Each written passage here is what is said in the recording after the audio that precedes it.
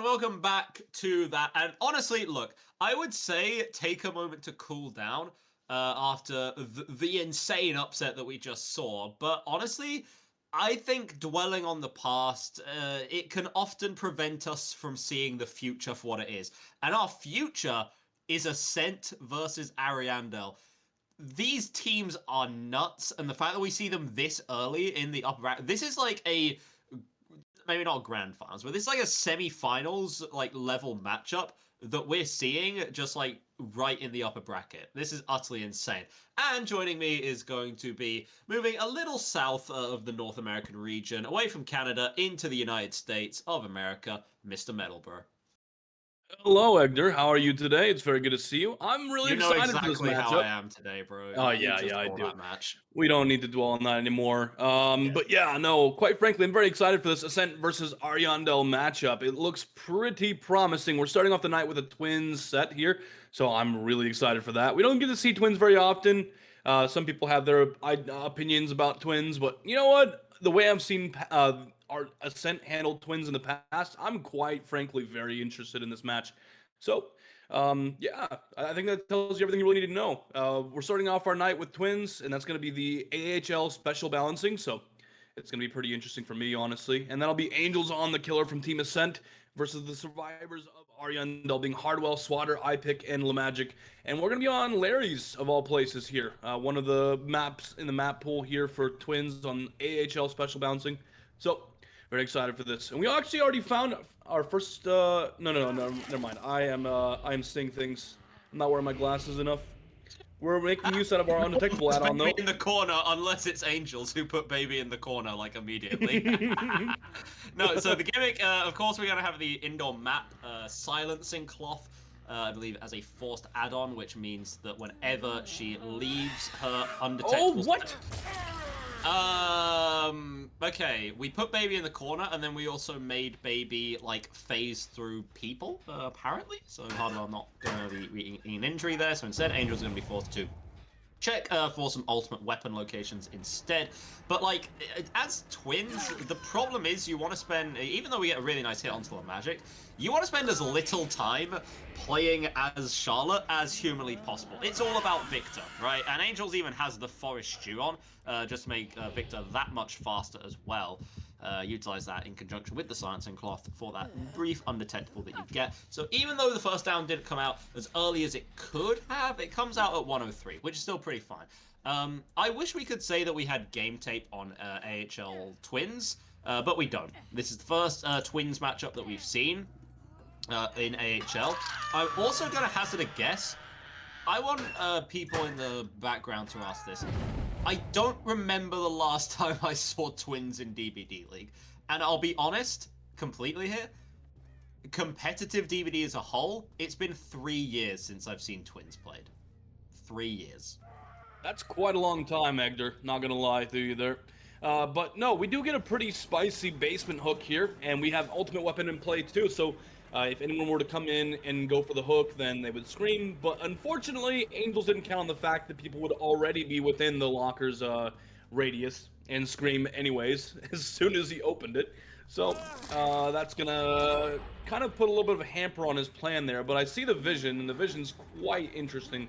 We do find our next chase over onto iPick, and we get a nice Victor pounce onto iPick as well, and go back and contest the basement because someone's actually here and ready to get the save. It's not a trade either, so that's really good for Ariandel. Getting this save out of basement, pretty much a free pull, but we do get an injury onto Swatter in the process. Interesting to note, by the way, that Swatter is actually going to go down kind of two-tapped in this situation, unfortunately. But a little bit. He kind of got M1 to the stairs, and then it didn't take too long afterwards, so it was not a very long chase. But no, I was going to say that it's interesting to note that we don't have Swatter on Bill for once. He's usually almost always playing Bill Overbeck. So instead, he's playing the toilet paper mummy Dwight. Dude, it's Halloween this weekend, you know, we gotta get we gotta get everything in order, we gotta get our costumes on, we gotta cover ourselves in toilet paper, you know what I mean? We're gonna be Oh yeah, you. Oh. Oh yeah, I forgot. You do have the possibility of just straight up killing Victor with head on, which is why Angels was so hesitant to go. It's been so long since I've seen Twins. This is such a goofy killer, man. But Angel's gonna come right back through, utilizing the undetectable in the enclosed environment. Only one gen completed. It's striking me quite early, and this is very early to call, I admit, and I will be willing to stand corrected. That this is like this will be a set where the killer does quite well. You know, you have the undetectable, you're indoors, and also Twins is just already a naturally really good killer. Like easily in like the A tier or the A plus tier of most power rankings. It's just that like you never see her played. And that's why we put her down the tier list. But no, she's fantastic on a map which favors her, with add-ons that favor her, and pretty generous balancing as well with perk choices here. You know, Deadman Switch, Pain Resonance, Corrupt, Rat, and Ultimate Weapon. Like you're doing just fine. Absolutely, very well said, honestly, Egdar.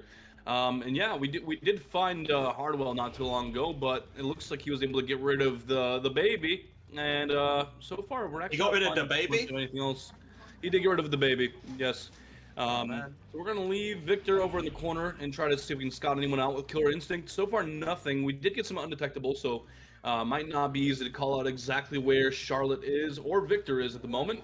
And we do actually find iPick again and get a nice tag on him. One of the benefits of playing Victor is that he has no terror radius, but he does have chase music now, which is kind of interesting, honestly. Shout out to the devs for that. That's pretty cool. But now we get a tag onto iPick with the Victor, and now we're following Hardwell, who's currently injured. Does drop this semi god palette. It's a pretty decent palette and can be played pretty well.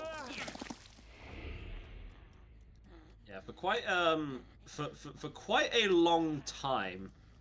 For quite a long time, the counterplay to Twins was sort of figured out, which was like a buddy system, you know? Because Victor had to attach to someone to injure them, and any down survivor could be immediately kicked and not picked up, of course, by Victor. He's too small for that.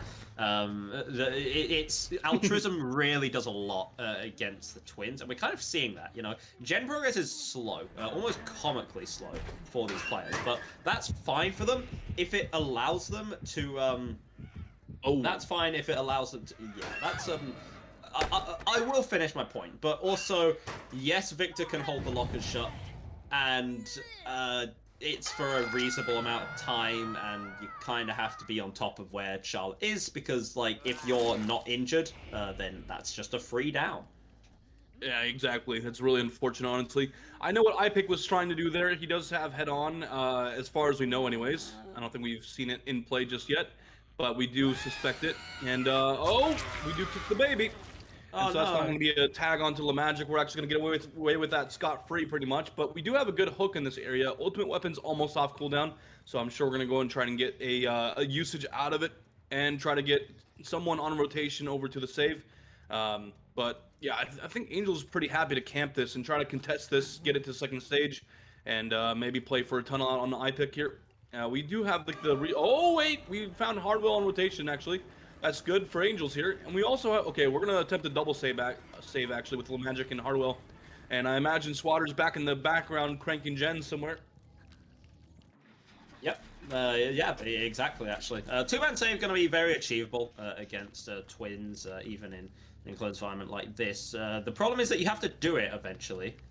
Right, guys? Are we going to take off before second stage? No. So we in fact had two survivors just kind of longingly staring at Angels and not really doing anything, which, like, I mean, you know, good for you, I guess, but not spectacular strategy. We get a nice hit calling out that window vault, so the magic going to be broken up for a little bit.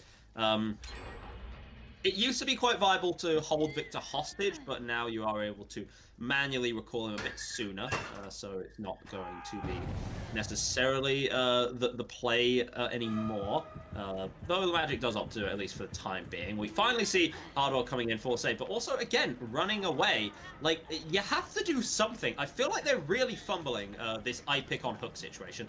It's a tough one, but just commit. If you're going for a two-man save, go for it. If you're letting them die, then let them die. die. That's not a terrible decision if you crank gens in the background while you're doing it, but you're kind of going in, out, shaking it all about. You aren't doing gens, and you're also not getting IPIC off the hook. You barely do it at the end there. Just about, but Swatter has to go down for it, which if the two-man before was executed properly, just wouldn't have happened. You do get Swatter on hook now, so that's another second stage achieved. IPIC almost died on hook, very, very, very close, but not quite. Swatter was able to get the save just barely in time, but look at this, Egdar. Everyone is injured right now against Victor. That's not good. What a snipe over the pallet. Holy moly. What an insane play. Victor is bowling out of control. I didn't know that the little man could jump that high. How about it? But yeah, doing a damn good job there is Angels, and we even keep Victor around. Keeping Victor around again, like, he's such a multi-tool. He's fantastic in chase. He's great at slugging survivors, and also he's like your own little terror radius. He's your own little alarm clock, giving the killer instinct onto nearby survivors.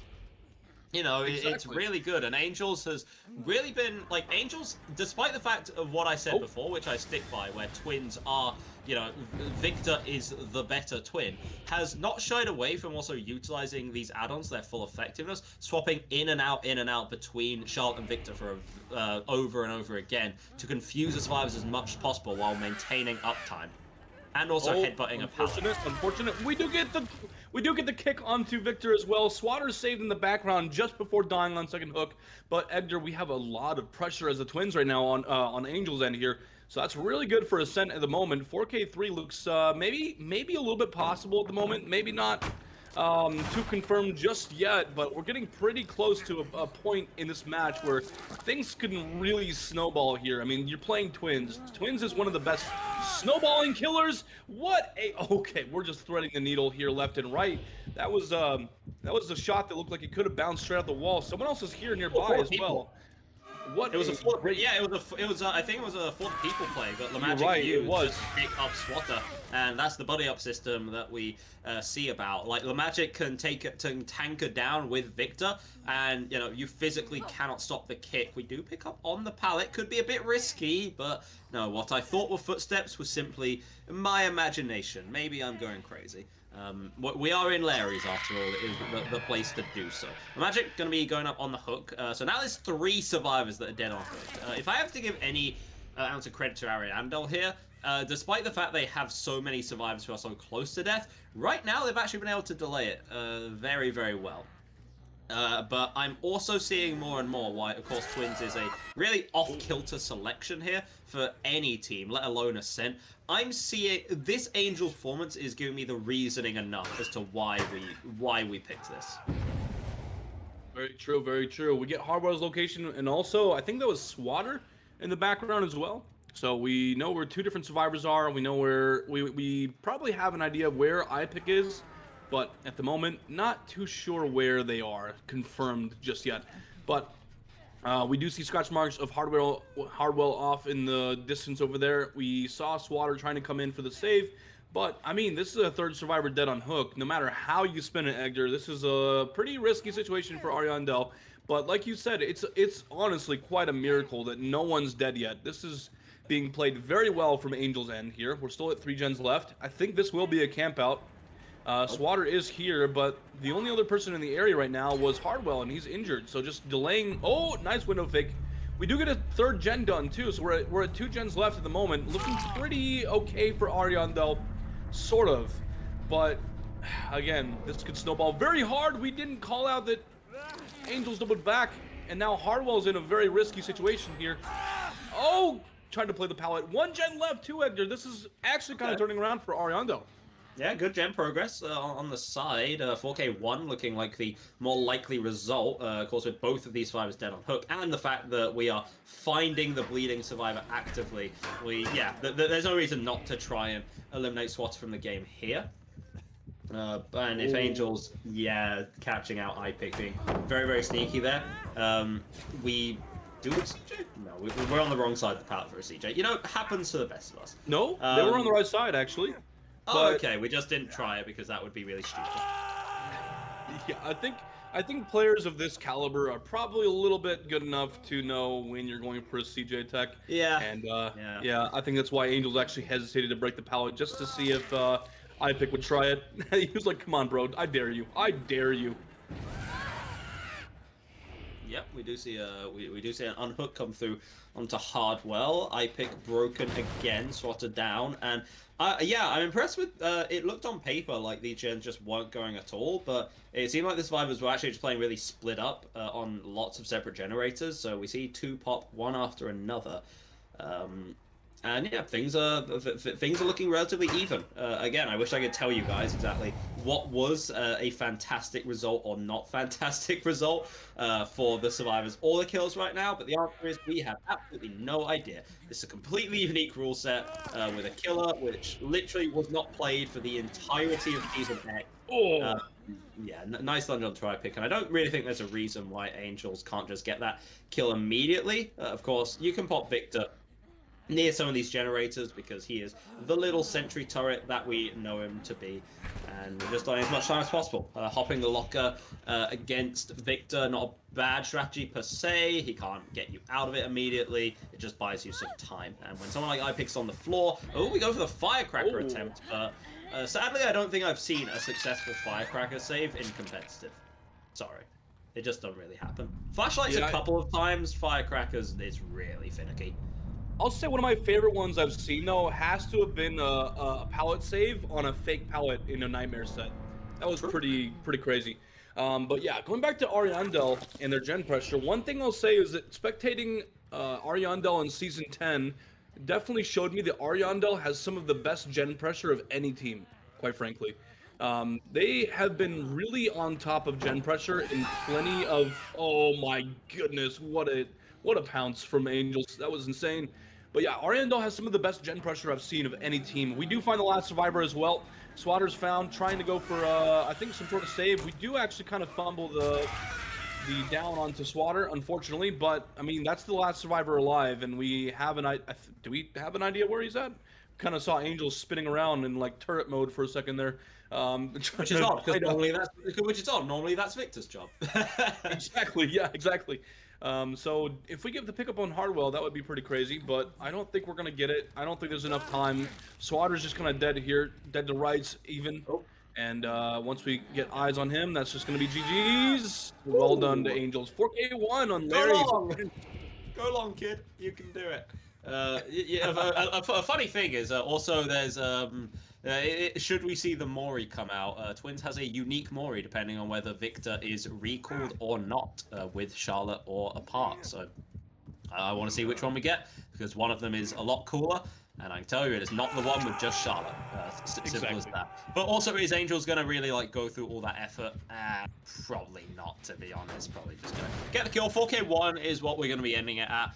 Really strong work from Ascent, especially in the early to mid game. But late game, there was somewhat of a recovery from Ariandel. Wait, so he did recall Victor.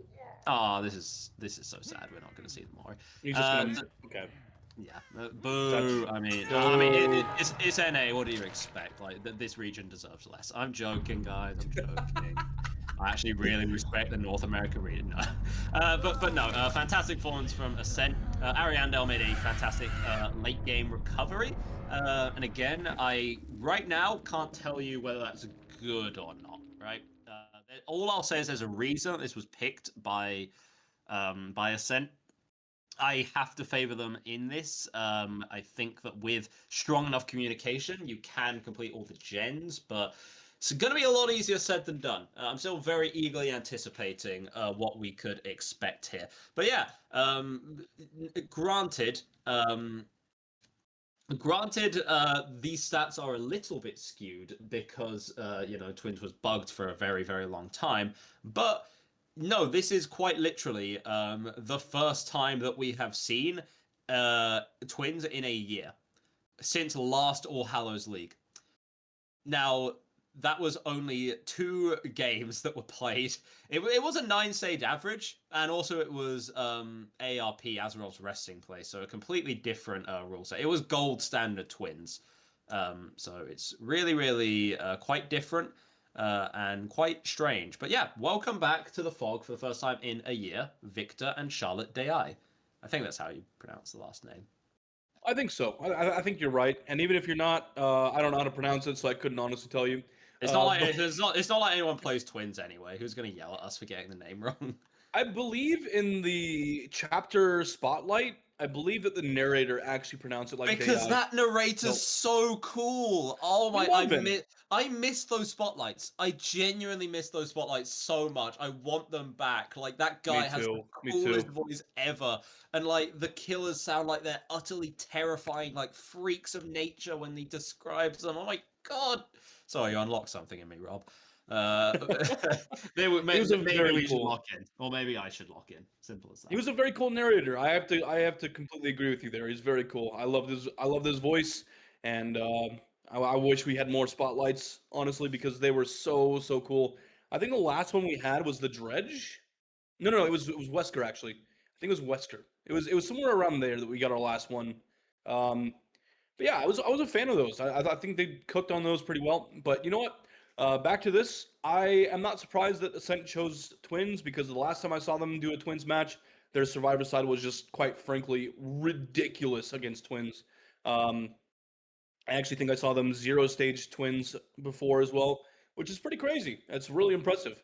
So not surprised at all that that Ascent chose Twins. And yeah, we'll have to see how this is going to go. It looks like we're getting all of our Ascent survivors in. We'll have, unsurprisingly, Bubbo on the killer. He plays, I think, pretty much not every killer, but a huge majority of them. Famously known especially for Spirit as well. He's an insanely good Spirit. But going back to that last match, Egdar, I think there was a few different times of that match that we could have seen a 4K come in. I mean, Twins is extremely good at snowballing. She just doesn't have a lot of dedicated mains. So we don't really see her too often in competitive DBD, unfortunately. But I'm glad to see that Ascent's kind of trying to bring that back as well. Yeah, another big thing that we have in AHL is that we're hopefully seeing a lot more killer variety. Essentially, the pool cycles through for teams. Even if we have, it was a point that was made actually in our meeting that we had before AHL, but like we can share it, it's fine. Where it's like you can give teams like the biggest range of killers to select from, and like give them all the freedom in the world. The problem is that they will often gravitate towards, okay, well, we are going to play Wesker and like Blight sets and maybe Nurse for Eternity, which is fine. Those are very fun killers, but variety was sometimes missing. In AHL, we have like a rotation system where once a killer is selected from the pool to be played, they are out of the pool basically until it cycles back through to them available to be picked. So both of these, so every single team going to have to prepare harder than ever for a huge variety of killers, which is why already in week 2 we're seeing some off-kilter picks like Legion in our last set, like Twins in this set. It's a real fun time for everyone involved. I'd say honestly, I love to see that we're getting through the whole roster pretty much. So that's pretty cool. I'm a big fan of that. AHL has always been a very cool tournament, even before I joined the desk behind DBDLeague. No, the cool tournament is the winter circuit because it's winter and it's cold. It is cool. I see what you did there. That was so funny. That was a very good joke. And if I wasn't so tired, I would laugh a lot harder. I promise you, Egdar. But that being said, we are loading into the second match of the Twins set with Bubbo on the Twins, scouting around with Victor. And we do actually find a locker here, but Charlotte's very far away. I think we're actually going to be able to get this off before Bubbo's even able to make it over there. Yeah, we definitely will. At the very least, we're able to, lock in a survivor for a bit, but that is going to breaking out also destroys Victor. And when Victor, you can either recall him and he comes back pretty quickly, or he gets destroyed. And I believe it's somewhere in like the 20 to 30 second range that you have to wait to get him back. Rather a long time to just be a pure M1 killer, which Bubbo is going to be for the time being. Fortunately, this is like one of the most zonable palettes in the game. Cyclone is really not going to be able to make much distance off the back of this one. Are you a little lucky you get back to here? No, not quite able to manage it. So Quick injury from Bubbo, and the problem is that an injury's come out onto Cyclone. Victor is available. I'm actually slightly questioning why. I feel like the moment you get that injury, you send the baby out. You just go for it, right? Full send it. Victor can get that down in about 5 seconds. For Bubbo, it's taken almost about 50. Only now are we deciding to send someone in, but we have Jar, who is here to body block. Even if not able to do it successfully, he's able to get a kick, and with a little bit of luck, maybe a pickup, but doesn't seem like that's going to be likely. Yeah, we'll have to see, honestly. But something you'll notice too is that is happening kind of differently with how it happened in Ariandel is Ascent is playing with the buddy system extremely early on in the match. So that's always nice to see. That's like the big counter to Twins is you play the buddy system. You have 2 people around. One is able to kick the baby. The other one, or body block, either or. You know, whatever is the best circumstance at the time. We do get a pain resonance off, and now the middle, the main gen actually has a good amount of progress. So we're gonna go and set Victor down. We're gonna hot blocker actually. I imagine someone else is nearby, potentially. We'll have to see, honestly. We do have Lusty here. Oh, What was that, Egdar? That was ridiculous. Just barely making the pounce right before Lusty's able to hot blocker. That was ridiculous. They reintroduced the kidnap tech, but they gave it to Victor in secret. And then the undetectable add-on, which is something which we've not really been talking about, but is certainly going to come into play for these teams. Barely able to get the trade onto Cyclone. That could have been like a worse, disaster class situation there, should Cyclone not got off the hook. But fortunately, Jar bought just enough time to be able to get Nancy away from the scene of the crime, be able to live a little bit longer. 200 survivors, you know exactly what I'm going to call. Send the baby. Just send the damn baby. An interesting thing to note, too, is I think that Cyclone actually had ghost notes there. Did you see how quickly those scratch marks faded? That was, I think Cyclone does have quick. ghost notes. Yeah, like straight up. Which is pretty good actually in this situation because we kind of actually lost where Cyclone went. I think we found this is Lusty. Yeah, it is Lusty. We do get Lusty in the locker. We have the baby kidnapping Lusty in the locker as well, but they're a little bit differently than last time. We don't get the tag onto them before they're able to make it to the locker, so that's at least something that you can be pretty happy with. Now, crazy thing is, we're still at 5 gens, but we have a lot of gen progress that's very close to completion here. And all it needs is just a little bit of uninterrupted time, and we should be able to get it. Cyclone's going to make pretty much nothing here. Unfortunately, does get a pretty nice pounce onto Cyclone there. And yeah, that's going to be a second hook onto Cyclone, unfortunately, very early on in the match. Unless we have a teammate here to do something. I don't think so, though. Yeah, no one's going to be around. It's what you say, like, the gens move at such a slow rate in a set like this, but they kind of have to, right? Especially with Call of Brine, which the small disadvantage is that, obviously, Bubbo needs to be actively in Charlotte form before kicking these gens, but they're fantastic slowdown and information, so, you know, it's a small price to pay for that amount of success. We could have Cyclone dead and no generators done.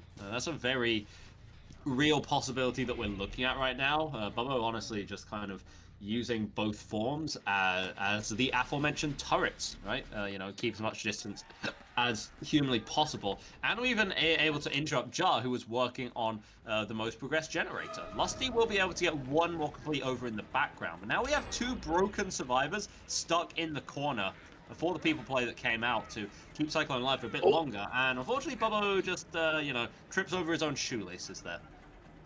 Yeah, unfortunately, right? Wasn't able to land that M1 onto Cyclone.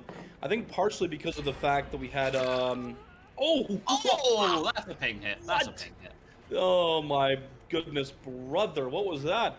That was one hell of a hit right there onto Cyclone. Unfortunately, Cyclone's dead on hook as well, so if this is going to be a down, it is a down, and that if there's no one here to do anything, then that's unfortunate. Oh, no, not a good situation for Ascent right now. We have dead on hook on the ground at the moment. Angels before the people.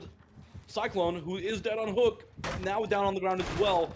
That is a very risky situation for Ascent at the moment. Yeah, this is going to be Cyclone on out of the game now, unfortunately, for Ascent. So the big difference between this match and the last one was we were able to delay the death of our first survivor for quite some time. But this time around, not so much. Angels now on the ground. Going to be a fresh hook taken from Angels here and put on the hook. Probably pain res. We're going to go for it, it looks like. And Jaw and Lusty kind of in the background just trying to hope for the best here. Now, we're in the 3v1, Egdar, but we also only have to do 2 more gens for the tie condition, which doesn't sound like the most crazy thing in the world, but it will be difficult for Ascent to do. But you know what? Honestly, Ascent's a very solid team. I could see them potentially bringing this back to at least a tie condition. Potentially. But you know what we're not talking about? We're not talking about a win con. I feel like we've already decided that's way too far out of the question for Ascent here. Cyclone just sort of dying a little too early. You know, Bubbo not... I would go so far to say unwilling to split pressure. Of course, we have staged onto Giant Angels, but staying quite laser focused on, you know, what matters most, which is a kill coming out. And recall, that gen was like done before. It was 99. Now, obviously, it's still quite progressed, but close to about 70% or so. Bubbo goes to the pickup, always very risky on the pallet, but no one is nearby. Just see Victor fall over in the distance. Sucks to be you. Sorry, kid. But yeah, now we have Angels who's dead on hook. Survivors are at minimum healthy, which is always important. But ooh, okay. And they've even bullied out another generator. Yeah, the Tycon is looking a bit more realistic now as time goes on. Interested to see if it can come out. Yeah, quite frankly, we'll have to see it, honestly. The gen pressure has definitely been lacking a little bit, but we do get the 3rd gen done, so now we're the win condition for Ariandel, and we're 1 gen away from the tie condition for Ascent. Now, it should be worth noting that this is still a very, very, very difficult situation for Ascent here, but honestly, I could see them maybe making something work here. Ariandel is doing fantastic in this set, though. With all things considered, their gen pressure was quite frankly impressive in the last match. And Ascent, now actually able to bring it down to 2 gens left was not bad at all, honestly. But now we're in a situation where if Angels goes down, that's 2 survivors down right now, and we might as well just slug for the 4K here. Lusty is off in the distance somewhere, I think, and now we're just gonna go try to find out where Lusty is with Victor. They're injured. It's gonna be so easy to find Lusty, bro. Like, you get the killer instinct, you can follow the blood trails, like... Admittedly, I don't know where Lusty is, but, like, it should not be difficult. Actually picking up Jar here. Okay, another lease on life for now, but you are very much in a 2v1. And remember this gen, which was, like, you know, done earlier? Literally, it now has hit so low in progression. And, yeah, no. What else can you do, aside from just desperately try to 2-man the final gen? I respect that. Lusty tried to bait Chase away so Jar can just continue working on it, but you can only be so lucky in a game like DBD. Bubbo has simply made his own luck for this. And despite this being the pick of Ascent, we're going to see Ariandel go up 1-0. That already bodes quite poorly for Ascent.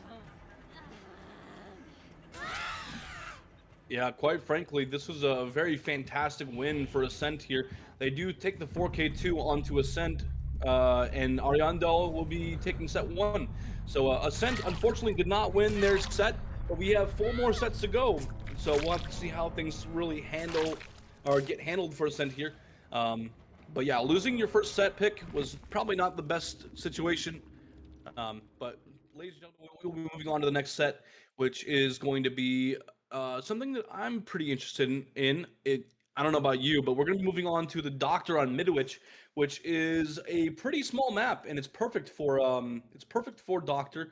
He has a very large terror radius, and his entire power works only because of his terror radius. So I'm pretty interested in this. I don't know about you, Egdar, but I do appreciate Doctor sets more now than I used to.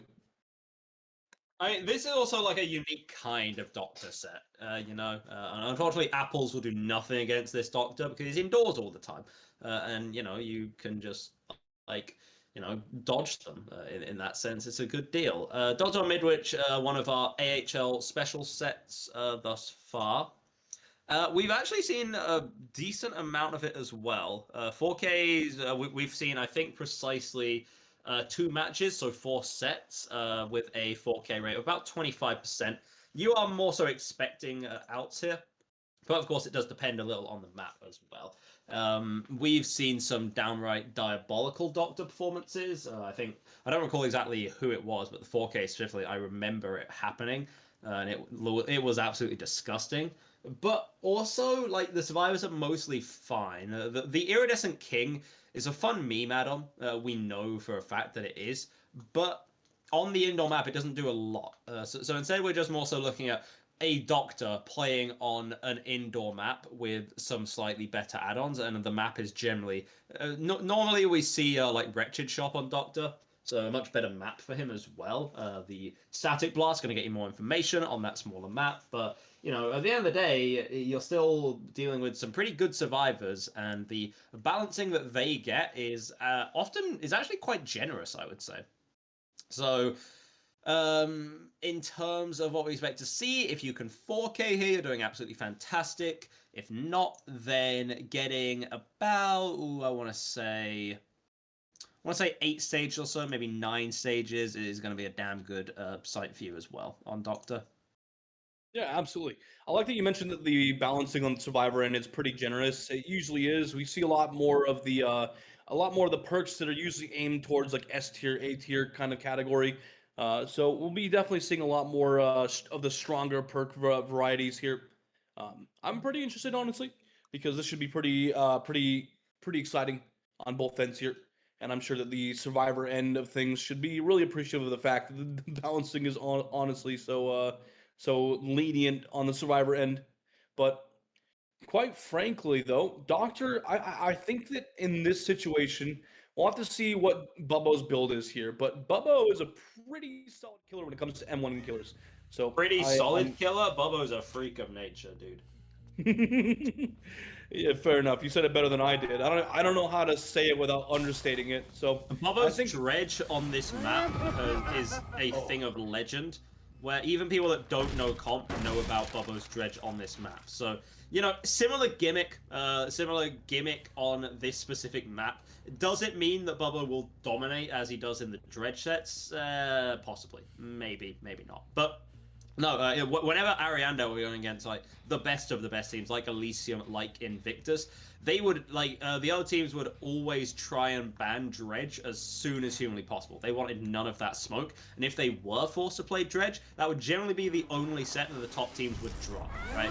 Of course, this isn't dredge. I do understand that, but it's a similar kind of vibe here. You know. Yeah, very true, very true. Also, yeah. So I do like that you pointed that out. Honestly, I mean, we did see dredge quite a few times on Ariandel's sets. So yeah, I mean, I'm familiar with Bubbo's game on dredge for short. He's very crazy. Put up some pretty insane results on dredge, and definitely one of the reasons why dredge's 4K rate was so insanely high. Now, with that being said, we're finding our first chase onto Lusty, who's injured right now, and actually dodging quite a few of these static blast shock therapies.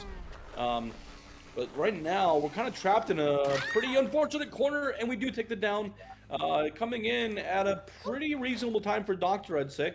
We'll get the stat pick here, or the stat for the first down, 140. Pretty solid for Doctor, honestly. Usually chases last a little bit longer, especially in these Doctor sets. Usually we have a bit of a buddy system as well with Doctor, very similar to Twins, where we'll come in and drop pallets for our teammates or take a hit. And yeah, unfortunately, right now we're kind of in a bit of a risky situation with Lusty going down and being on hook at 140. So Bubbo's looking pretty good for all things considered. The average first time that we see from a Doctor is 130, so Bubbo going a little bit over that limit, but nothing really to pull our hair over. Could look to be a pretty average result right here. Jar going to be shocked there and likely going to be forced to take a hit over this pallet, but we put another shock in just to make sure. We'll be very careful with ping like this to see whether those hits will or won't land, right? Now Bubbo just going to try and maintain this chase as best as humanly possible. Is there anyone here maybe to take a hit for Jar? I'd say actually it wouldn't be a bad idea, but also, like, you're not too worried. Jar isn't your tunnel out, and everyone else. Instead, you're much better spent trying to reset Lusty, which you do successfully, and keep everyone else alive. And what is normally a god pallet against a doctor is just a pallet. So Jar's gonna go down right next to basement as well. So, you know, good luck getting out of here without paying a toll. Definitely gotta give credit where credit's due, though. Ja almost dodged that shock therapy out enough to get time to drop that pallet, but unfortunately, I think you ran back into it at the very, very tip of the hitbox for it. So we unfortunately did still take the incapacitated status effect, unfortunately for Ja. But that's another down. We have 4 gens left. Ascent is looking like they're in a pretty okay spot at the moment. Some good chases are being taken, but again, it is Midwich. It's a very, very killer-sided map, and we have Doctor on this map as well. All things kind of pointing to a bit of a hard match here, I'd say. I mean, Doctor on Midwich is pretty crazy. We do get the pick out of basement, so that's great. Bubbles wasn't super close to basement, so this is a pretty uncontested. Okay, all right, Bubbo. Bubbo's here to play, man. He is not messing around. Okay, all right. Yep, okay then. Already, literally just by that one swing, making that amount of distance, it means that we have an injury onto Cyclone, right? Because Cyclone had to be there to body block when Jar didn't have the God Pad to play around, and Jar gonna go down over this side as well. 2 generators completed for Ascent. Jar's not had a fun time of it thus far. At the very least, any silver lining. Thank your lucky stars that the hook stages were not exactly concentrated onto Lusty. You know, Lusty is completely reset, fine, fit as a fiddle right now. In another universe, Bubba would have already secured a kill by the 3 gen mark, which for the Doctor is fantastic. Speaking of Lusty, is that who we're sending to do the unhook? I guess so. Yeah, why the hell not? Cyclone is injured, and Angels simply didn't feel like it. Fair enough. Yeah. I mean, personally, I wouldn't feel like it either. I don't want to be sitting on gens. Someone has to, right? I think that right now, if we're able to get good gen pressure, I think that Ja's death wouldn't be for nothing. Lusty is here to play with Ja, trying to give him some extra time in chase and buy Cyclone and Angels both more time on gens. So Ja does get some distance, but this is going to be his last chase. We actually are going to be... Oh, we have Cyclone here as well, who is actually going to be running away. We did kind of interrupt this active gen here. And yeah, this is likely going to be Ja's last chase here. And yeah, so far playing this pretty well. Oh, okay, never mind. We unfortunately lost to 50. This is a very, very weak palette against pretty much any killer, but especially Doctor of all killers. Yep, seems that we finally thought about cleansing that ruin. And in fact, that's not even something I noticed. There was so much progress on the generators despite the ruin. Now Bubbo, I mean, it's currently holding 2 gens. I wouldn't be too surprised if 1 more goes, at minimum, right? And then it's just a matter of can Bubbo, you know, close it out at 4K1. 4K1 would be a fantastic result. It would set up the Ariandel Survivor team exceptionally well to go 2-0 up in this series, but not going to happen. Okay, right now it's... Oh my god! Angels, shut up! Please shut up! Gotta love the scene partner pick on Angels. There's gonna be a lot of screaming this match, especially when this Ace is involved. Angels got the scene partner on. Oh, and Cyclone's screaming as well. Please, just shut up for like 5 seconds. Stop that was screaming. Lusty, actually. Lusty's tier 3 Oh, my bad. You're being driven crazy, Egdar, as if the last couple matches weren't enough. We do get the stun onto Bubbo. Unfortunately, it was after a hit, so that's kind of a wasted pallet. But at the same time, we do get some good distance from it, so maybe the best thing to actually take the scream vault never gets old. It's like he just jumped over it, holding his head in his hands. That was so funny. Anyways, well, you know, you're trying to escape from this freaky doctor guy with a spiked baseball bat. Yeah, I too would throw caution to the wind when I'm vaulting away and doing my acrobatics. Right. Anyway, who have we found here? Is that Lusty? No, Cyclone. We're not going to continue chase though. When actually we do have a hallucination here. We do see that someone's in the area. Angels tier 2 madness running away right now, trying to take distance. And right now, Ascent actually might be able to pull us back to maybe a 4K0 or even potentially outs if we're able to play this well. So far, Angels holding good distance. Should be able to make it back to this pallet in time, but we're going to shock. And we actually do get the pallet down. Nice. Bubba was just like, okay, you know what? No, I'm just going to leave. I don't want to chase this anymore. You made the pallet. I don't get it down very fast. Lusty's got good gen progress as well. Very, very solid gen progress. Yeah, and this makes a lot of sense why the rune was taken out, right? You power through it when the gens are kind of in your favor. So I didn't realize that was an illusionary palette. I just lost my mind for a second. But like, yeah, like you don't get rid of the ruin when it takes too much time off the generators. The moment you enter the 3v1, you get rid of it. Just so that you can be as effective as humanly possible. Now that you have that gen progress in your back pocket, you are more than willing to take. You are more than willing to take a little bit of time to reset, a little bit of safety. Bubba already going to be interrupting it, but I feel like it's been a fantastic late game from these survivors. Yeah, very true, very true. I like how slow Ascent is playing this right now. They're trying to keep Bubbo busy where they can so they can get good gen progress, and that's honestly very important. We do find our chase onto Lusty, who's only going to be a second stage. Cyclone and Angels will both be fresh hooks. So, yeah, at this point in time, this is probably the best person for Ascent to have being in chase right now. Trying to minimize the amount of points that Bubbo can achieve in this match is probably the best thing you can really do here. And having Lusty go down next would be honestly the perfect result here. We do make this pallet, but unfortunately we are not able to drop it, so that's going to be a down onto Lusty. We'll take the second hook, but I imagine Cyclone and Angels are probably either doubling that last gen. Never mind, we won't find out because the last gen pops. So yeah, well played to Ascent for getting all 5 gens done. This is looking pretty crazy for quite some time here, but they do manage to pop all 5 gens. Probably gonna get. Yep, we do have 2 different survivors here. Do we get the exit though? No, we don't. Cancel it the last second. Wait, no. Cyclone's right here. Cyclone's right here. We can get Cyclone here, who is sprinting full speed ahead to get Lusty off the hook. I mean, there's no pressure on the other exit gate, so it is to get Lusty here. Remember that Bubbo can cancel this with the shock and has the distance to do so. We're actually going to get the 4K0 here. No way we get a 4K0 at the last possible second. That is really unfortunate for Ascent here, but I gotta give them credit for getting all 5 gens done. That was looking very, very risky. Looked like it could have been potentially a 4K1, 4K2. So 4K0 is probably a pretty okay result. Not one you were hoping for, but it's better than what it could have been. That's for sure. So props to Ascent, but also huge props to Bubbo as well for playing Doctor so incredibly meticulously. Just very, very careful about every single decision he made, and was just really on top of what he wanted to do and when he wanted to do it. He played this very well. And now we'll be switching sides, ladies and gentlemen. We'll be getting Ascent on the killer.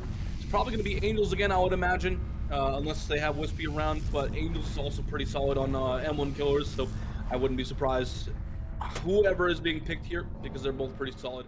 So we're going to switch sides, get Ariandel and Survivor as well. I mean, look, like I will give credit to Ascent where it's due for being able to complete every single generator. I maintain that they had a fantastic late game recovery, but you know, everyone thinks there's 3 stages to a game. You know, the early game, the mid game, the late game. In DBD, there's the 4th. It's the end game, and their end game was a split second away from being fantastic. Right, like they were not in a position. They were not in a position to be able to save the last survivor, right? Simple as that. But it was the survivor, Lusty, who had already had a hook stage, so wouldn't have been too bad for scoring if you let them go. You would have left with, you know, 6 stages, which is more than achievable for your killer side. Instead, you are a split second away from opening the gate. It gets cancelled at the last possible second, and no one is there to pick it up for you. This means that everyone dies. And, like, that is the margin that we have to play around here. It was still a 4K, and 4Ks only happen a quarter of the time on Doctor on this set. So even despite how great and fantastic it was going for Ascent until literally the final second of the match, that final second is worth 1,000, right? And therefore, I think that this is going to just go 2-0 up to Ariandel here. You're going to need an absolutely fantastic kill performance to also get a 4K. And at that, a 4K1 for the win. I think you're absolutely right there, Egdar, but we'll have to let these players play for themselves and let their actions speak for themselves as well. We'll have to see, honestly. But I think that you're right. I think that this could very well go 2-0 in favor of Ariandel. But yeah, I mean, I don't want to count Ascent out because they're a very, very solid team. And this is, I mean, it's been mentioned already. This is probably one of the best matches this weekend. One of the best matchups this weekend. So I've been very much looking forward to this. Ariandel versus Ascent. Definitely two very strong Titan teams here, ready to play some incredible matches. So I'm very ready for this second set, or this second match of this set. So very interested. Angels is going to have to play, quite frankly, perfect and nothing short of, because 4K1 is, while it's a doable result, it's not going to be an easy result, and that's for sure. There's a lot that Angels is going to need to do. He's going to need to do it perfectly. And yeah, the survivors are probably going to have to make mistakes in order to let that happen. But again, I mean, I think that Ariandel's gen pressure is quite frankly some of the best in all of competitive DBD. I would even go as far as to say that Ariandel might even have the best gen pressure in all of competitive DBD. Every single match I've watched of Ariandel's survivor side, it's just been nothing short of impressive when it comes to their gen pressure. Even when things look like they're snowballing way out of control, like gens are just popping, man. It is ridiculous how good their gen pressure is. So, Angels has a hell of a task ahead of him. But, you know, quite frankly, can't root them out. Can't count them out just yet. It would take the force of like 1,000 like monster trucks, like all chained together, just to pull Ariandel off of a single generator. That is like the kind of level of pressure that we're looking at, right? Anyway, it seems like Angels has gone in a completely different direction. While Bobo was content to bring along a very kind of standard run-of-the-mill, a build that basically you could bring home to your parents and they would, you know, very much approve of. Angels is going for something a little on the wilder side, something that you really shouldn't be playing a game of DBD with, but like you just want it. It's just so tempting, right? Full chase build. You know, aside from corrupt, we are going all gas, no brakes right now. Let's have a look at this first downtimer from Angels. See if it can live up to the hype, because basically that's what it's all about. Can you get downs quickly? Apparently so, if Bobo just sort of runs into Angels. Yeah, Angels kind of cut Bobo off guard there very well. And we do not get the pallet in time. We were able to drop it before Angels is able to make up. But that's the God pallet at the staircase gone already at 5 gens at the very, very start of the match.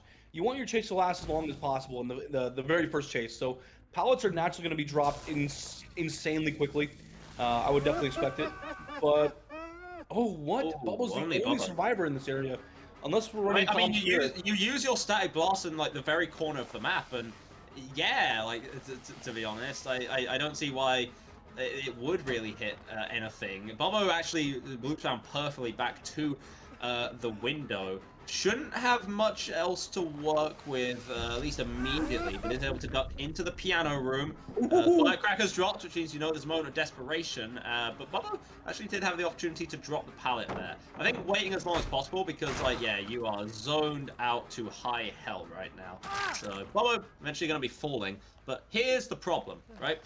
Gens must have been flying by in the meantime. We know about Ariandel's gen pressure. We're going to see like 2 pop, like 1-2, simple as that, right? And I am not sure that this first chase of 145 is necessarily quick enough to warrant that. Yeah, speaking of the 1-2 punch, and we're still getting nothing with our static blasts, right? So, you know, Swatter, Magic, Hardwell, you know, your passive slowdown that you have, which is essentially just getting people to tier 3, which is most effectively done by hitting your static blast, isn't going to be a lot. And yeah, now we also have that last generator done. Do want to talk about batteries included, though. I think that is an utterly evil perk to bring, because, like, it doesn't really care much about elevation. I think Angels will be at a point where he just has a permanent 5% haste for the entire map. unfortunately, Hardwell is juicing like a maniac. So, you know, take everything I have to do with a grain of salt. Oh. Yeah, and the other crazy thing too is his other chase perk, which is going to be crowd control, is unfortunately it's where Bubba went down. So if Bubba did not call that perk out, I'm sorry, but what are we doing? Yeah, exactly. It's gone already. Unfortunately, that's just how these kind of things go. Hex totem perks are just really not reliable when it comes to this kind of thing, and we unfortunately only get swatted with that. Our survivor What pace, are they? yeah, right. Our survivor pacing is quite frankly really incredible. We are not really allowing ourselves to get caught out in any like risky situations at all. And again, like the gen pressure is just ridiculously out of this world. I mean, 3 gens pop for the price of 1 singular hook and an injury. So quite frankly, not the best situation for Angels at the moment. Yeah, we're not finding anybody here. We're not giving any free information at all to Angels. And Bubbo does get found, but like this is probably the survivor that they want to get found. Because I mean, he's worth the least stages at the moment because he's already got 1 on him. Fresh hook was already obtained. So, oh my goodness. Okay, this is looking very rough for Angels right now. Now we get a tag. Now we have rapid brutality up and we have batteries included. So we're zooming at 10% extra haste right now. Yeah, I wonder if Owen knows about this, but it doesn't even matter if he knows about it or not, because he's able to get to the pallet in time anyway. And, like, if I'm Angels, I just have to abandon ship here, but you're in way too deep already.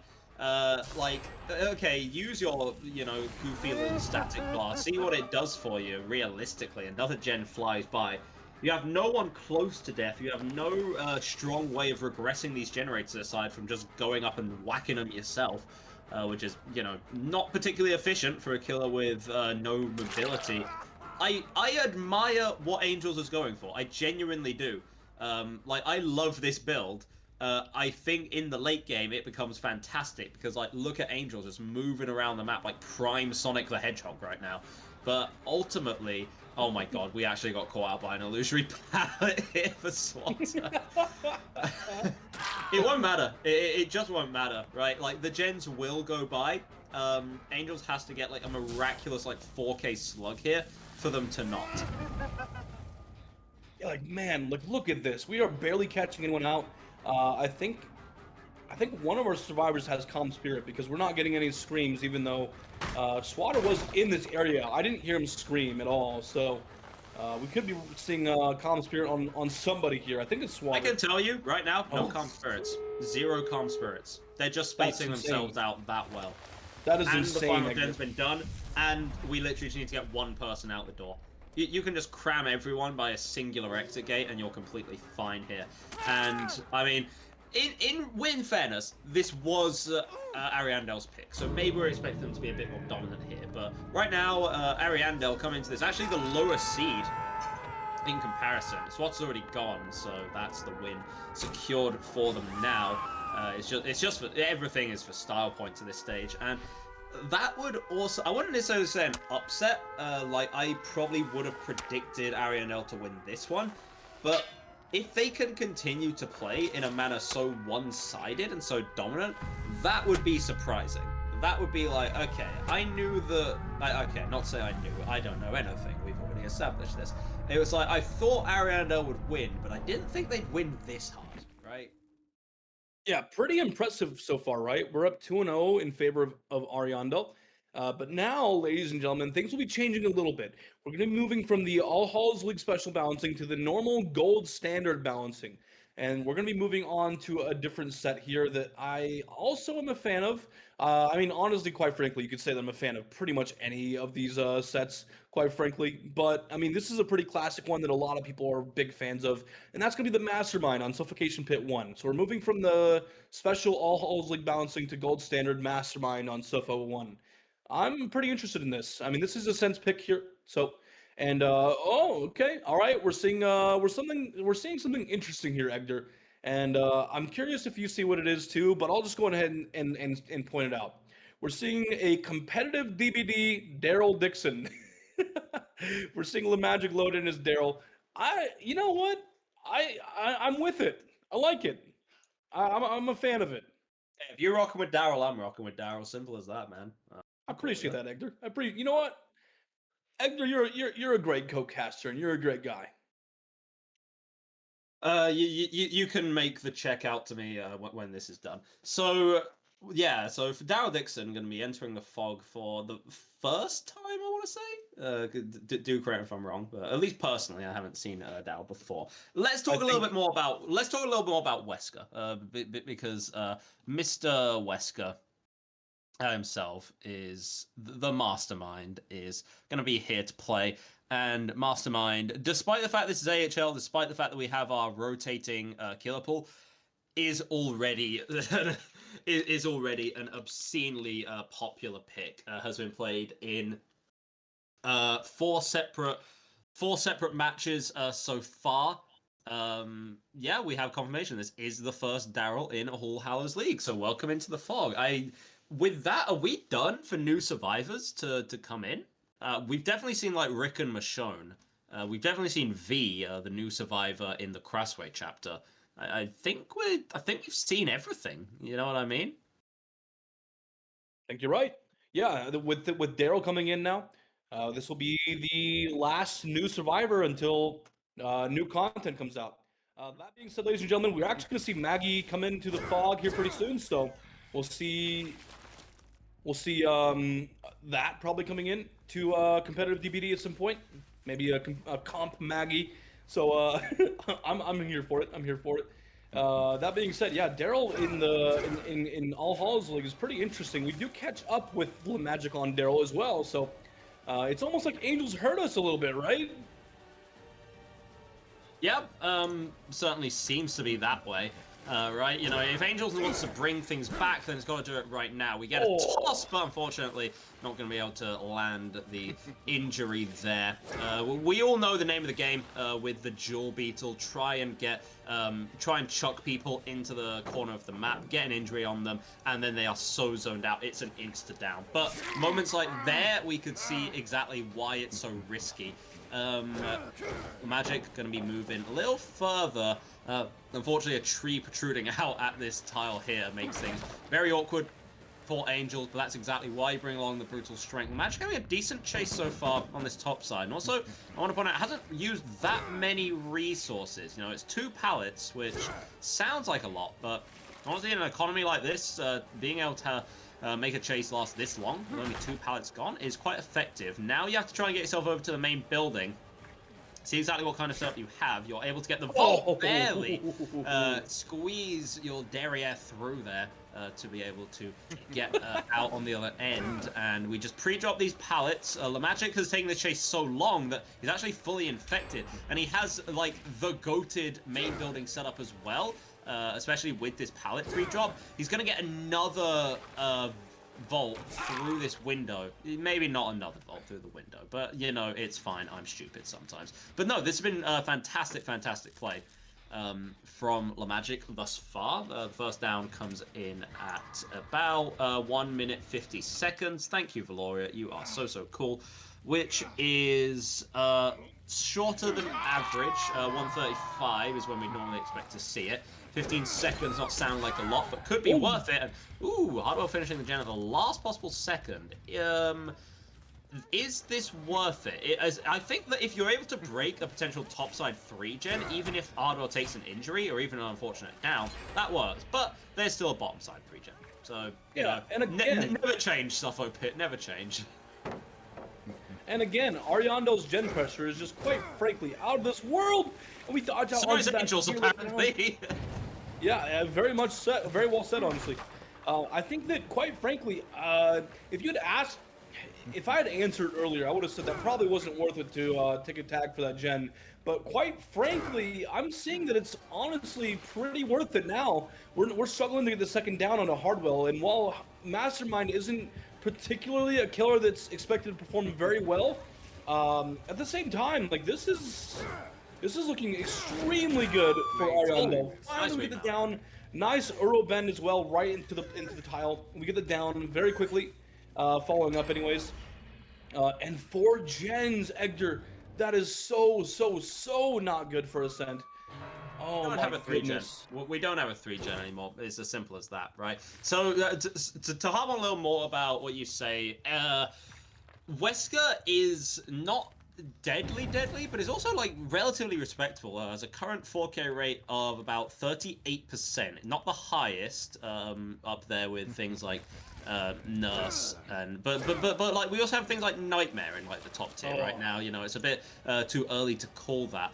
Someone the caliber of Angels. Having a performance like this on Mastermind is just indicative of how consistent and how strong the Ariandel survivors are. And we can't quite get around the corner, and Swatter's here just to rub it in a bit more to actually take a hit for Hardwell, which is going to do. Maybe recklessly, but certainly does it anyway. I think the Angel sees this now and just completely goes for like a new fresh hook. You're not 4King here, might as well secure what stages I can. But even if you get Swatter, you camp him to death. That's only 5 stages, which is really underwhelming for a Wesker. Oh, just barely missing out on that bound there. We're zoned edge map as killer now. But we're gonna try to bring that back around and zone Swatter to the edge map. But he has a Z wall here, strongest tile in the game. Let's go. Oh, strongest tile in the game. Let's go. Literally the strongest tile in the game. Let's go. Oh my goodness. And of course, we do get the down, but not without all 5 gens popping. That's really unfortunate. The Z wall is blocked, Egdar. That's how much use Swatter was able to get out of that Z wall. That's really unfortunate for Ascent. We're just going to take our 3 outs here probably and leave Swatter to die on hook. That's 5 stage 3 fresh. So really solid for Ariandel. Their gen pressure is quite frankly literally out of this world. That was insane. I don't think any other team, while Ariandel might not be the #1 team, I don't think any other team has this good of gen pressure. This is like the best gen pressure in all of competitive DBD. Do you want to know how long that game lasted? 7 minutes? That would be really funny, but it's even funnier. 5 minutes. Goodness gracious. 5 minutes for the survivors to complete every generator and escape, and only giving 5 stages 3 fresh in the process. Wow, that is unbelievable. Like, I mean, Ariandel's a fantastic team, but I think more often than not, they win things on their survivor side, and then Bubbo's killer is there just like kind of on cleanup duty, you know, to always put in like a solid enough, like pretty good shift to deal with things, right? This is absolutely insane. It was likely that Bubbo will take the reins as Wesker again. Bubbo is John Killer, apparently, plays everything under the sun. And should be just fine to secure a win right now. Would be a bit of a gone conclusion. And, you know, if that were to happen, not to say that it will happen, anything can happen, right? But if that does happen, then we would knock Ascent down to the lower bracket, where they would be playing against either Team Desperate or Mercy next week. Which is good to point out, right? Because right now it's looking like we might see a 3-0 in favor of Ariandel, and that would be Ascent losing this matchup here and going back to the losers bracket. But quite frankly, I mean, man, this is rough. This is really, really hard to watch, honestly. Ascent came here to play, and quite frankly, while they're not playing bad at all, Ariandel is just they're reminding people who they are, because they are a top team. They were, I believe in Season X they scored number 4 spot. So yeah, very, very, very good team. And they are here to remind everyone how strong of a team they are. Bubbo now coming in on the Mastermind against Angels, Jaw, Cyclone, and Lusty. Yeah, I mean, this is pretty tough, honestly. There's a hell of a win condition here to achieve here at 6 stages, 3 fresh. Not super difficult, honestly, but at the same time, Mastermind on Suffo Pit, maybe not the best map selection for his power, essentially. It's a big map, and while Wesker can get around pretty quickly, he just struggles with it, honestly. But that being said, I mean, still very, very fun set to watch. I do really enjoy it. It's just that unfortunately, it can feel really punishing when you miss your virulent bounds. And then don't miss your virulent bounce, Rob. Good point. Thanks. You're welcome. Glad to have improved everyone's killer gameplay by 1,000,000,000%. Wesker's 4K rate actually goes up to like 300% or something like that. It's absolutely ridiculous. But yeah, Bubbo going to start bottom side of the map, so mosey on over to the top side to find value wherever it can be achieved. Of course, you don't necessarily need to go topside, you just need to check for the cross, and you've immediately been able to find someone. It is Angels, so the person that was causing some amount of grief to before, you have an opportunity to get revenge now, but of course your chase has to be efficient. And the problem, Bubbo doesn't have brutal strength, so a lot of these kind of crap pallets, to put it bluntly, Bubbo's going to struggle with. Wesker really can't do anything if the tile is a bit bendy or shaped weird. But, you know, if you're able to get an M1 and then just make distance off the back of that, that's going to be just fine for you instead. See how quickly you can get Angels down, and oddly enough, yeah, you get to the better the tile is, the better Wesker is, quite somewhat paradoxically. We're trying to force Angels to vault, but he just jiggies away. You know what? Fair enough. A pretty solid jiggy, if I do say so myself, and we avoid that virulent bound tag as well. So, so far, a pretty good chase from Angels, I'll have to say. We are going to be able to make it around to the pallet, and so far, yeah, Angels is just keeping good distance, making sure that he doesn't get caught out too easily. Unfortunately, that's going to be a down coming in onto Angels here at this jungle gym, and that's rough, honestly. That down does come in at 1:21, so it's a little bit above average, or below average, actually. Usually, like you said, the average first down is around 1:30, so 1:21, and it's a bit sooner than average. So good for Bubbo, not so good for Ascent, but they'll have to make up for it with some pressure. And more to the point, it's quicker than what Angels is able to achieve. Angels down was 150. And I feel like we're at a point where like 30 seconds, you know, you take first downs which are like 5 seconds apart, and it's like, okay, sure, what does that mean? You take ones that are maybe 10 seconds, it's like, okay, sure. But then you have downs which are 30 seconds apart. That becomes really, really significant, actually. So Bubba already in great standing. Also going to have plenty of slowdown too, with the Eruption, the Pain Resonance, and the Corrupt, which was utilized earlier. Bubba could always just hold a topside 3-gen by main building if he really, really wanted to, but I think in a spot like this, you can tend to do a little bit of both. You stick near Angels to ensure they go to second stage, while also utilizing your kind of expanded range with that bound to check on the gens near you, without really leaving Angels too much. There is someone lurking for the unhook, so Bubbo should be a little careful here, just like really make sure that this goes to second stage before dipping. Yeah, definitely what you want to do as the mastermind in this situation, get someone to second stage as soon as possible, and this is quite frankly the most efficient way without just like kind of leaving hook and whatnot. I mean, like, you can spend your early hook time kind of just patrolling the gens and kind of just interesting mind game. Yeah, very interesting. Didn't really work too well, but it might actually. Well, actually, hold on. Almost worked actually, in the long run, anyways. Because we were able to block the window, so Lusty wasn't really able to make it to the window to get a vault, but it almost worked in giving a free virulent bound. We're going to go and take an M1 here, so that's another injury out on the board. Angels is dead on hook. We're going to follow up this chase onto Lusty with Bamboozle, get the window blocked, vault a little bit faster, and so far, I mean, it looks like we took some pretty good distance here. Oh! What is that bound? That was ridiculous! How did I know that Lusty would be there? Like, that's a ridiculous flick. Did you see that firecracker from like, you know, like Bluetooth firecracker saves in the future. Don't worry about it. Come on, man, this has to work. Like. Anyway, you know, we respect the attempt there. The very least. Bubba waits for the eruption to come back before completing the kick onto that generator.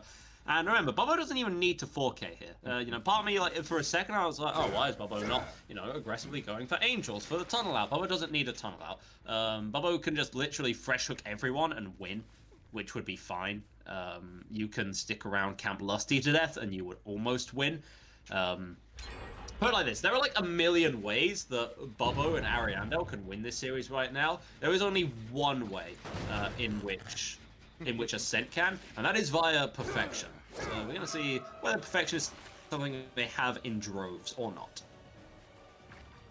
Absolutely. We're going to have to see what they can do here because, quite frankly, it's not going to be very easy, right? We're about to get Angels out of the game unless Jaw has something to say about it, in which Jaw does, actually. But if we go after Jaw here, this could be pretty risky as well. That's going to be a third fresh survivor, and we're going to be getting closer to that win condition. Whereas if we go after Angels, it won't really do too much in the way of the win condition, but it will get us there slightly quicker. But yeah, it's getting a little bit risky here. That's going to be the down on the Jaw and Eruption out on the board as well on the multiple gens. Not too good for Ascent. Oh no. And a Pain Resonance as well. And we get the Eruption Aura, so that's... Oh, brother. Yeah, right. And so even though another generator is done, the problem now, right, we're on three fresh hooks, so... We found Cyclone here. Actually, a hook onto Cyclone would just straight up win for Bubba. Oh, what are you doing? What are you doing, young man? So, anyway, as I was saying before, Bubba just, like, I don't know, did the thing, would win the game immediately. Oh, my. Never mind, Bubba has won the game immediately. You know, I didn't need to have a thought. Bubba took it right out of my head. Yeah, that's 5 stages, 3 fresh. So we're at the tie condition right now. But actually, no, this is the win because we had 5 stages, 2 fresh, right? I'll have to double check. No, we had 5 stages, 3 fresh. It was 3. So right now we're at the tie com, and now we're at the win com. So same difference, right? It's the same difference. The hook onto Jar here will secure things, and Bubba doesn't even want to get the hook. This is obscene right now. Obscene behavior from the man. I guess tempted to get to secure Cyclone here is rather strange. But you know, a win is a win, and Bobo should be very happy with this regardless, and Ariandel should be very happy with this as well because they have just knocked the #1 North American team into the lower bracket, which is not something that we expected to see so early. Not that Ariandel aren't one of the best teams in the world, but you know. Again, it's as I said earlier, a win here was maybe expected for Ariandel, sure. A win like this dominant, this one-sided, really wasn't. Yeah, it's definitely pretty dominant. I have to say, I think that there's some things that yeah, you might want to grab that, Cyclone. Bubba was saying to him, you might want to grab that. It's kind of necessary to, you know, not be so slow in chase. But unfortunately, yeah, we're just going to go ahead and take this down if we can. Unfortunately, that chest is actually blocking the way. That might have actually been what he was swinging at, saying, man, this sucks. My killer power is kind of useless. Oh, yeah, no, actually, that's what it was. He's like, I can't use my power because it's no, he definitely can. Anyway, he definitely can. He's a freak of nature who doesn't care about the limits that society, or should I say boxes, constrain upon to him. But yeah, fantastic play from Bobo, of course, but also the rest of Ariandel. Firing on all cylinders here, looking like a top team. And there wasn't really much debate into it either. So fantastic work coming out from the fellas, and yeah, that's going to be them going to the upper bracket. There we'll have, if I just check quickly, the somewhat unenviable task of facing Invictus in their matchup next week. Best of luck for that, fellas. And we have one more matchup for you guys today, which is going to be Praxis versus Exodus, which we will get to see after this. I'm very excited for that, honestly. Yeah, Praxis versus Exodus, another NA team versus a very strong top team as well. Praxis relatively new, but their players are not. We have remnants of Nocron and Oracle, and even Laser from Elysium coming into this team here. So we have a pretty solid lineup, but it's a relatively new team. It's very new. It just recently formed before All Hallows League, if I remember correctly. So it's a new team with a lot of experienced players. So I'm very much looking forward to this matchup coming up. Unfortunately, yeah, Ascent will be taking the lower bracket here, and Ariandel will be going up into the upper bracket. So congrats to Ariandel, and hopefully Ascent can come back next matchup with a stronger punch. This time it just wasn't really wasn't their day, unfortunately. But I'm gonna have some hope in Ascent, the last hope of North America.